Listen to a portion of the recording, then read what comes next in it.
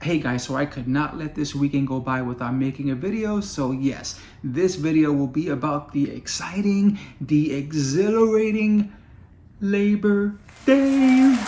I know. This is gonna be 1 out of a billion videos this weekend, but I just had to join the celebration. It's gonna be fantastic. Give me a like while the intro plays. Told you this was gonna be tough, but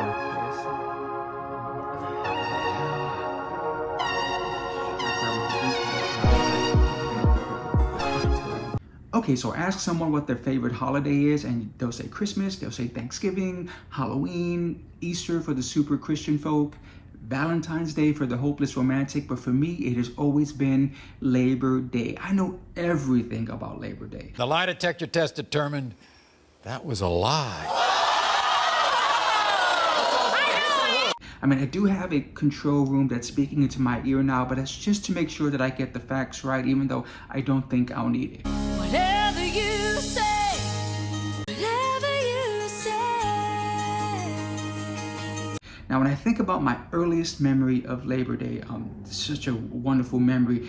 It happened so long ago, but I remember it like it was yesterday. Like, what comes to my mind is just this faint, like, I could faintly hear this screaming from my mom, and then just me being constricted really tight, and then out of nowhere, this big bright light, like it was God, and then this doctor who like started spanking me until I had to go, okay, safe word, and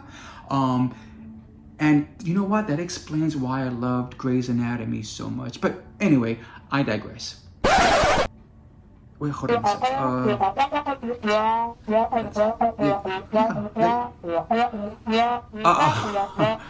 Labor Day. Got it.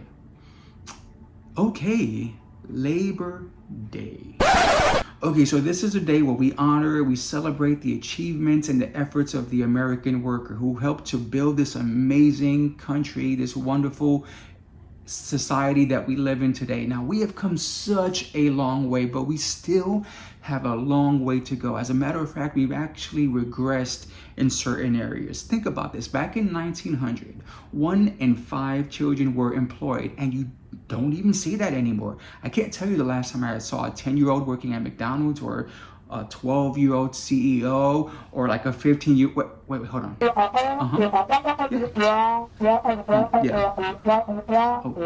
Oh, that's a bad thing. Oh, we don't do that anymore. We don't like buying products from children, but it happens overseas. Oh, as long as it's not in our backyard, we're okay with it. Okay, got it. I digress. I'm just messing around, but this actually reminds me of, I've spoken about my first like real job, but I'm gonna tell you about like my actual first job that I ever had. So here goes that.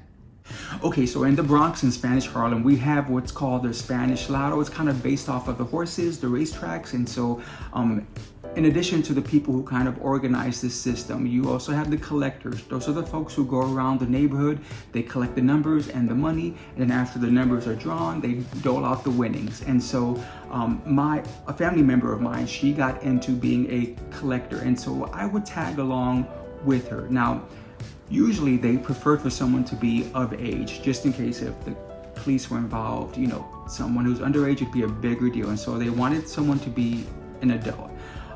But this guy, we will call him Fred, he didn't mind that I was tagging along. He kind of, I don't know, it was he and I had this weird relationship. I think he kind of looked at me like in a parental kind of situation. Now, Fred was this older, white-haired Italian dude, and looking back, it's so weird how much I did and how blissfully ignorant I was. But I remember going into their apartment and thinking like, oh my gosh, these poor people, they have nothing. There was like a card table and some chairs. Now I realize it was just like to stage the operation, but they didn't actually live there. But at the time, I thought they did. And so it was Fred and his wife. Now, his wife reminded me of Edith Bunker from All in the Family. Oh no, Archie, please. Like, if you saw this couple, you would not imagine that they would be doing this kind of stuff. And his wife actually would make cookies sometimes. And again, he and I, we would have these like long, in-depth, deep conversations. I think he really wanted to be an inspiration to me in some way. But at a certain point, my family member decides that she doesn't want to run the numbers anymore. And so she kind of says, hey, he wants to know if you're going to do this and take over, because of course I knew the neighborhood, I knew all of the places to go. And so I was like, yeah. And so I started to do it by myself. It was super scary at first. It was like this extra added level of fear that I didn't have before. Now I did, but at the same time, I was making money and getting all of these extra benefits and still being able to talk and see Fred and his wife. Now here's where things kind of changed. I remember one time, a lot of the collectors, I will say this, were on drugs. And so one time, one of the collectors, she puts out the money and she goes, oh, I'm $5 short. And she's like, I don't know where it's at. And so I could just see where he changed, and he was just kind of like, oh, okay, well, I mean, you need to find it. But his whole demeanor changed, and she's like, well, yeah, I'll go looking for it.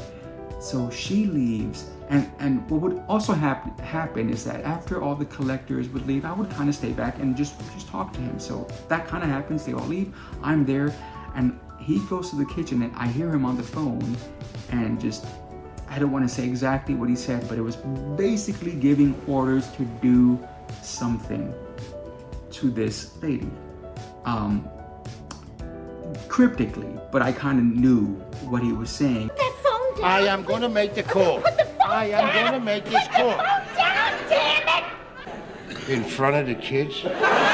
Needless to say, I never saw her again. I didn't inquire, but that was something that had me thinking like, oh my gosh, do not lose any money. Like I was really thinking about that, like, wow.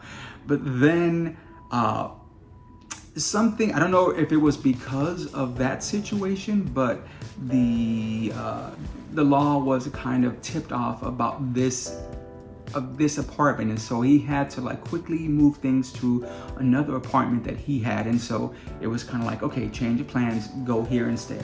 And so I remember just one night I'm collecting numbers as I usually did, and I go to this new place. Now in this new place, it was a total different environment. Like it looked kind of lived in, but there was like security at the door. It was like a more guarded thing. And so once they let us in, I go to the back, and it's a whole different, like out of a movie situation, to where they had, I thought it was just numbers that he was doing, but there was drugs everywhere. The white powdery kind, which I had never, like, it was like, whoa, the amount, it was just everywhere. And it was this heightened, scary environment. That was it. After that one time there, I was like, oh yeah, no, I'm done. Thank you, Fred. I was like, here's your stuff. I don't think I can do this anymore, but good luck. And so I kind of just, that was my last day. I never saw them again. I don't know what happened, and I'm glad. Maybe child labor laws are a good thing. No, but to get serious for a second and to really go into why we celebrate Labor Day. Now, it was first proposed back in the 1880s.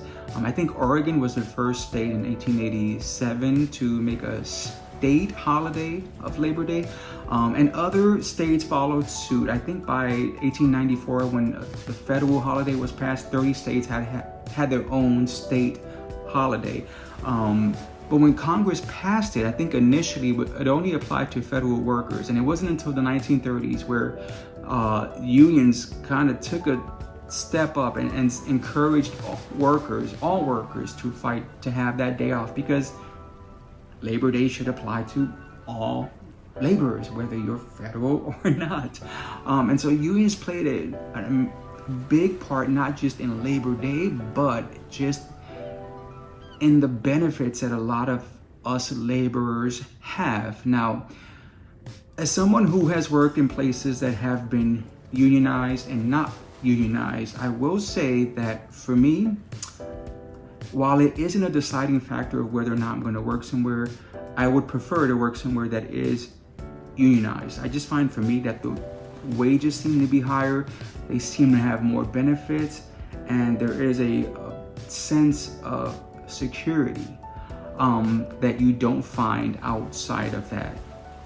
And I say that knowing that a lot of people, especially those who are in a union right now, a lot of people hate it when you're in it, you know, and it's good. It's kind of normal. You hate everything. There are bad parts of everything. And even though there are tons of different unions that kind of operate in different ways, some are better than others. You have the big ones, the UAW, the teachers union, Western Union, ones that were popular back then but are not anymore, like civil unions, like all of the unions. You can talk about the pros and cons of each of them. To me, again, ultimately, when it comes down, there are more pros to being unionized than to not be. Now, a lot of times when you talk about things like this, it becomes the us versus them kind of thing. And I want to make something clear.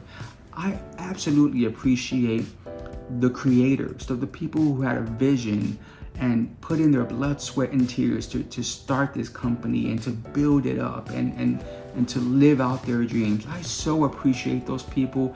And I think many times that the problem doesn't come from them.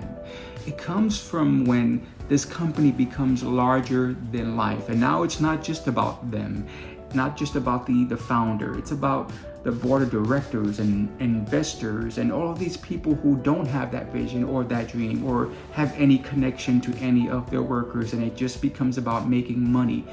To me, that's when things go awry, especially when they start inserting themselves into politics and just our way of lives. Like when you think about that, we have a federal minimum wage is $7.25, and that they politically back up candidates to put it out there that that's a good number. They have us pitted against each other to say that wanting more than that is crazy, that a $15 federal minimum wage is crazy, even though that's not a livable wage in most of our country. They have us fighting amongst ourselves, just different racial and economic lines, when really, when you think about things like inflation, it's seldom based off of things that are happening at the bottom of the pay scale, and more often based off of things that are happening at the top of the pay scale. But they make us feel like it's our fault, like we're us at the lower end, like we're doing something wrong. But it's so not true. When a company files for bankruptcy, it is those people at the top that are walking out of the door with bonuses. And it is the people at the bottom that are walking out the door not knowing if they're going to have a pension or knowing that they're not going to have a pension. And so I think the importance of this day is just to recognize that all workers should be celebrated and should be respected and should be appreciated, because this is including those at the top. Because if I think about, I'm just going to use McDonald's as an example, but this applies to any other company really, but is the CEO the hardest worker in the company? Maybe. Is it the COO, the CFO? Is it the cashier, the fryer, the janitor? Maybe. It could be any of those. But again, take any, and by the way, I would not want to work any of those positions, but take any of those positions, and if after 30 years, when that person is walking out of the door for the last time, who's most likely to leave feeling appreciated, feeling like the company has appreciated their sacrifice, those 30 years that they put into this company? Who's more likely? Will it be the CEO, the COO, the CFO, the cashier, the fryer, the janitor? Who is most likely to feel that way? And for me, ultimately, until all of them can feel that way, can feel like they have contributed to the success of the company, because they all have. If they're hard workers, then they all have contributed, and they should be acknowledged for that. I think once we reach that level, we really will be celebrating our labor force and the true and honest contributions that each and every one of us workers have made, not only to that company that we work for, but to the country in general, because it ultimately benefits all of us when every American company is successful. Now, one thing that I did mention in another video, my tips for a job interview, is that it's super important for me when I go to a job interview to know that they need me as much as I need them. And so I kind of go in with that attitude, like this is a 50-50 relationship. And so ultimately that's how I want to leave this video today, is just making sure that you guys understand it is a 50-50 relationship, and not just during the interview, but while you're working there. Work there knowing that you are valuable, so that every day is kind of like a Labor Day in a sense, to where you are appreciating yourself and your coworkers, and knowing that if you weren't there, the company would not survive, would not exist, would not be successful without your contributions. And so I think if every single worker, if we all went to work just knowing that, it would change so much so fast. And so that's what I want to see. I want us to be a country where we all know that we should be appreciated, no matter what position we have. And so, yeah, that's the message I wanted to give today. I hope everyone's having a fantastic weekend. Give me a like, subscribe would be even better, but most importantly, comment and just let me know your thoughts on this holiday or just work in general. I'd love to read about it all.